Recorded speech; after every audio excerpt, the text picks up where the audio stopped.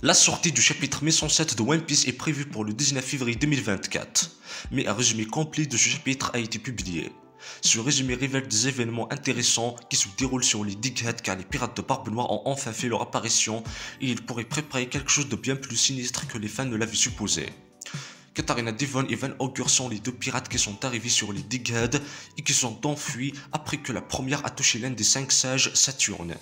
Ses capacités de fruits de démon lui permettent de copier d'autres personnes qu'elle touche, ce qui pourrait s'avérer néfaste pour le gouvernement mondial. Cet acte pourrait faire d'elle le personnage clé qui déterminera l'avenir de One Piece, ce qui ferait d'elle la pirate la plus importante des pirates de Barbe Noire.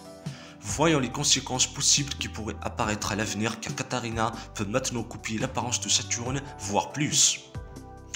Dans le chapitre 1107 de One Piece, selon le résumé révélé, Luffy attaque Saturne par dépit pour avoir blessé Vegapunk qu'il considère comme un ami. Alors que Saturne tente de riposter, Luffy le frappe avec une nouvelle technique, Gatling, qui l'envoie voler dans les bâtiments de l'île Dighead. Alors que Saturne se fraye, un chemin parmi les débris de silhouettes apparaît juste devant lui. Il s'agit de deux pirates Barbe Noire, Katarina Devon et Van Augur, qui regardent Saturne avec des yeux sournois. Katarina tend prudemment la main vers Saturne, touche l'une de ses jambes et soupire. Mission accomplie.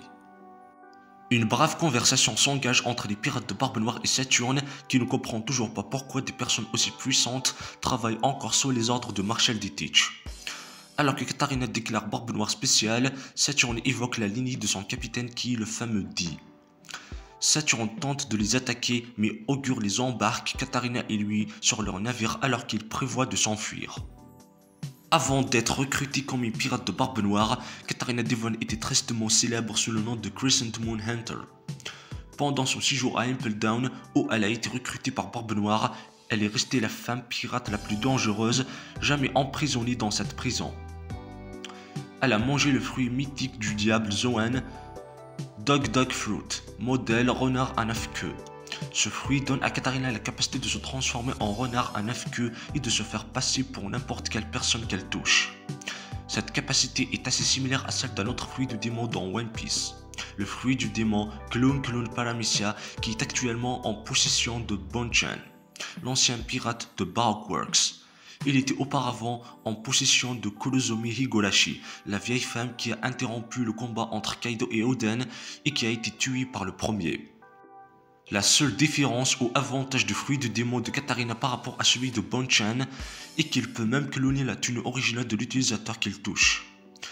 C'est ce qui la rend spéciale et c'est pour cette même raison qu'elle pourrait renverser la situation d'Egghead et de One Piece.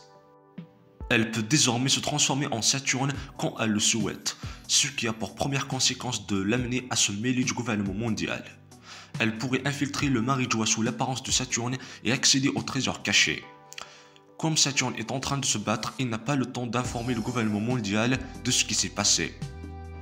La deuxième conséquence concerne l'homme à la cicatrice de brûlure. Dans un certain chapitre, Teach a discuté avec son équipe du fait que l'un des poneglyphes de la route était en possession d'un homme mystérieux appelé l'homme marqué par les flammes.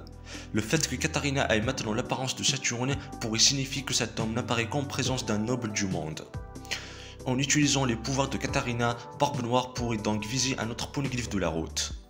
Enfin, la conséquence la plus dangereuse est l'accès de Barbe Noire au souvenir de Saturne.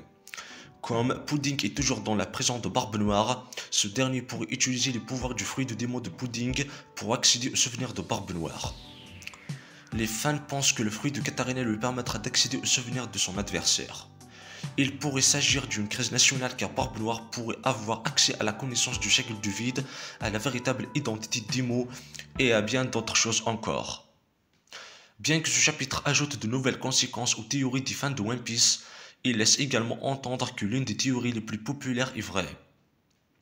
Depuis le début de la série, Marshall D. Teach est un homme prudent. Il fit de son mieux pour rassembler des informations sur quelqu'un et élaborer des plans avant de s'en emparer. Le fait que seuls 2 de ces pirates soient arrivés à Egghead où Saturne était si faible renforce la théorie selon laquelle Teach est un homme qui réfléchit avant d'agir.